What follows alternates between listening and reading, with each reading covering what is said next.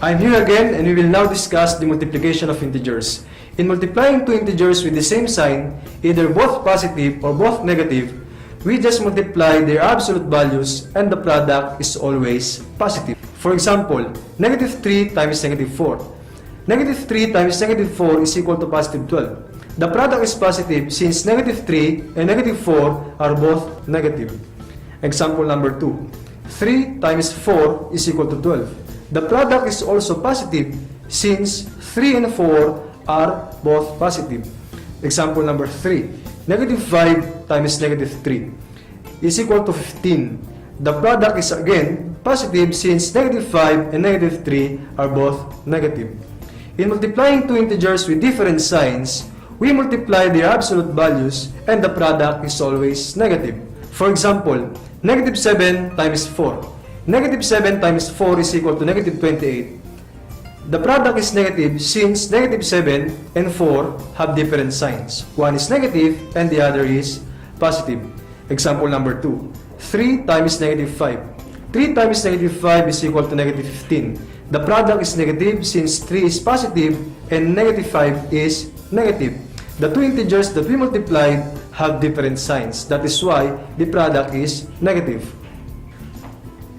Let us take a look at this. In 5 plus 3, the sum is negative 2. And it is negative since the integer with greater absolute value is negative. In 5 plus negative 3, the sum is 2. And it is positive since the integer with greater absolute value is positive. And in negative 5 times 3, the product is negative 15. And it is negative since the two integers that we multiplied have different signs.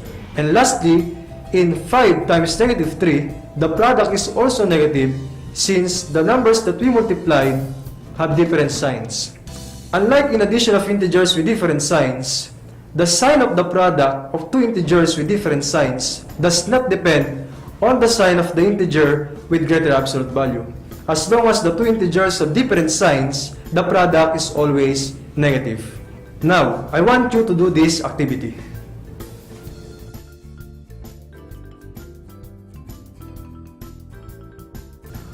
Okay, let us check your answer. For item number 1, negative 7 times 2. As you can see, the integers that we are going to multiply have different signs. One is negative and the other is positive. So negative 7 times 2 is equal to negative 14. For item number 2, 8 times negative 5. As you can see, the two integers have different signs, so the product must be negative. 8 times negative 5 is equal to negative 40. I hope you got all the correct answers in this activity. And we are done with multiplication of two integers. And now we will discuss the multiplication of 3 or more integers. In multiplying 3 or more integers, multiply their absolute values and count the number of negative factors. If the number of negative factors is odd, then the product is negative. And if the number of negative factors is even, then the product is positive. Factors are the numbers that we multiply. For example, 3 times 4 times negative 5. The integers 3, 4, and negative 5 are called factors. Example number 2. Negative 2 times 3 times negative 1 times negative 2 and times negative 4. The numbers negative 2, 3, negative 1, negative 2, and negative 4 are called factors. Now, let us multiply 3 or more integers. For example, 2 times negative 1 times negative 3 times 2 times negative 4. The negative factors are negative 1, negative 3, and negative 4. As you can see, there are 3 negative factors.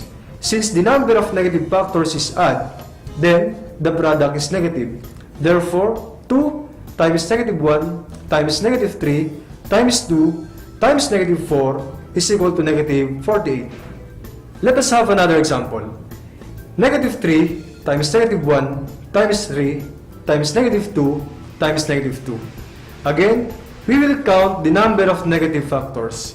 In these examples, the negative factors are negative 3, negative 1, negative 2, and negative 2.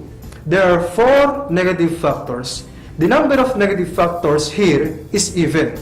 So therefore, our product must be positive. So we have negative 3 times negative 1 times 3 times negative 2 times negative 2 is equal to 36.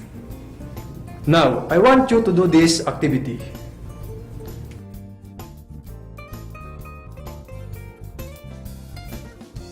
Okay, let us check your answer.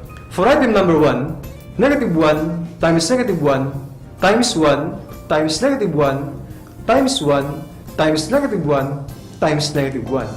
There are 5 negative factors. The product is negative since the number of negative factors is odd. So, negative 1 times negative 1 times 1 times negative 1 times 1 times negative 1 times negative 1 is equal to negative 1. Item number 2. 2 times negative 3 times negative 2 times 2 times 5. We will count the number of negative factors. So in this item, there are 2 negative factors, the negative 3 and the negative 2. And since the number of negative factors is even, then our product must be positive. Therefore, 2 times negative 3 times negative 2 times 2 times 5 is equal to 120. I hope you got all the correct answers, and that's all for tonight. This is Sir Galang. Thank you for watching Tele-Turuan.